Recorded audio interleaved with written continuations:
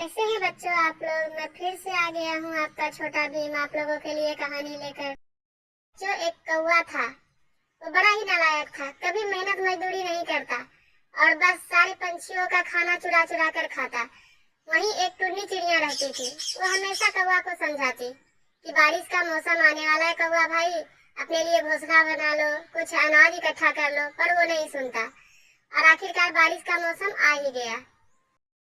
और कौवा तो अपने लिए ना तो अनाज इकट्ठा करके रखा था, ना ही जो है घोंसला बनाकर। बस एक दिन बहुत तेज बारिश होने लगा, कौवा भीग भीग कर पूरा थर थर थर थर कांप रहा था ठंड से। और सारे पंछियों के पास हो गया कि भाई मेरी मदद कर दो, पर कोई मदद नहीं किया। तब टुन्नी चिड़िया के पास हो गया कि बहन तुम तो मेरा मदद कर दो। तब टुन्नी चिड़िया उसको अपने घोंसले में बुलाई और खाना दी।